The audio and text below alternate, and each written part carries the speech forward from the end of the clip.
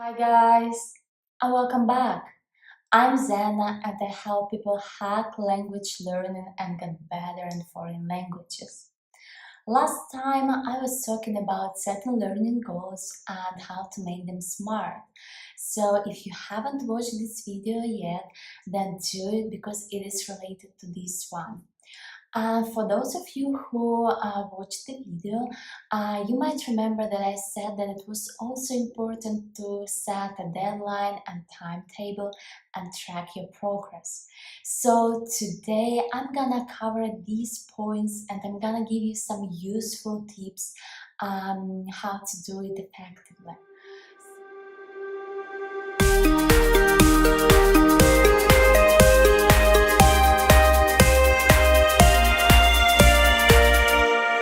So once you set your learning goals and decided what actions you want to take to achieve them, it's important to decide how fast you want to or can do it. So, for example, if my goal is to take and pass a speaking exam, first of all, I'll study the information and the requirements so I know what I have to be able to do to pass it.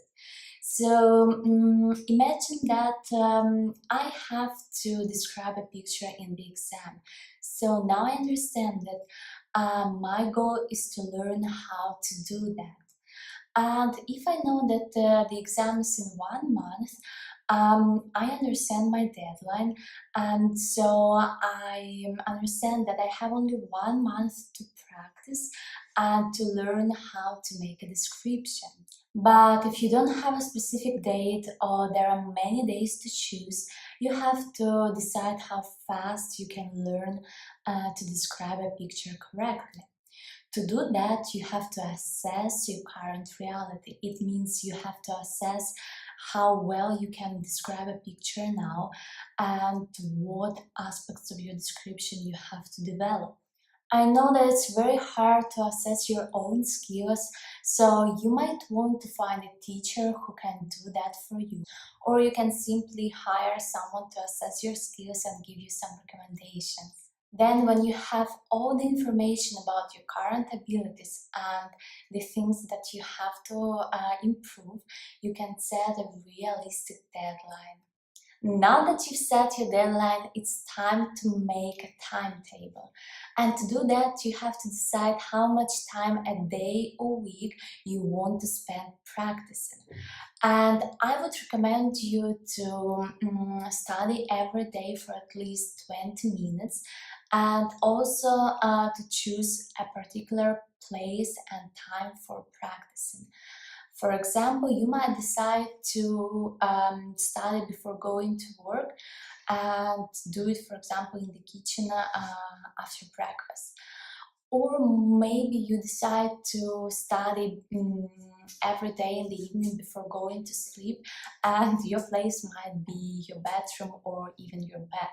So knowing this specific time and place is very important because when you study at the same time and in the same place, you'll get into a routine which will be beneficial for you later. So what I mean is that even if the first days are difficult and you feel lazy and you don't want to study at all, you just have to keep on studying.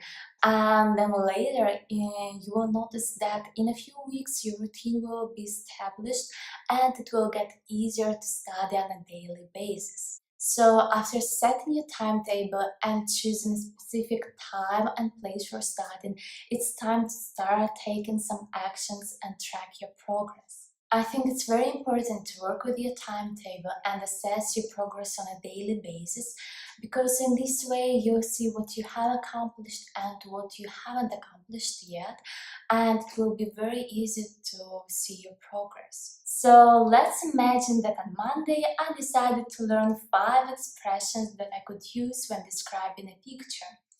And I decided to study in the evening before going to sleep. So first of all, I write down all the expressions I want to learn and how I want to practice them. And then after studying, I will take my notebook again and I would reflect on my learning. It means that I would write what I learned and how I practiced it and what I didn't learn and why I didn't do it. So in this way you will see what was effective and what wasn't, and maybe you understand that you have to change the way you are learning the expressions. So if my experience was positive and I could learn the expressions that I wanted to learn, then I would continue doing the same in the following days. But if it wasn't successful, I have to think what was wrong and I have to find the reason why I couldn't learn what I wanted to learn. For example, maybe the time was wrong, or because maybe at the end of the day I was too tired and I didn't want to do anything, or maybe the place was wrong. For example, if I decided to study in my bedroom, in my bed, maybe I felt too relaxed and again I didn't want to do anything. Or maybe the way I wanted to study was wrong because I was bored and again I didn't want to do anything. So your task is to reflect on the process and to think how to improve it. So let's recap now. When you set your learning goal, it's time to set a realistic deadline. So think about what you want to achieve and then when you want it or need it. Then it's time to make a timetable. And here you have to think about possible times and places for studying. And then the last point is to track your progress. But remember that it's not only about ticking what you've done or haven't done, but about reflecting. So you have to take some time and analyze the process. You have to think about some effective things and ineffective. Maybe you'll have to change the ways you're studying, or maybe you'll have to change the time or place. But it's very important to think about it, and it's very important to improve the way you're studying. So thanks for watching this video, guys, and I hope you find it useful. And now share in the comments below your experience with setting a deadline and tracking your progress while studying a foreign language.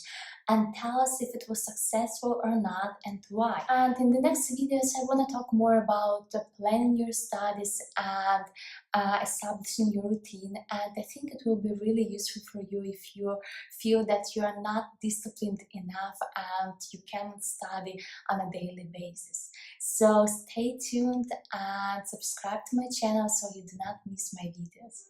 And see you soon, guys. Bye!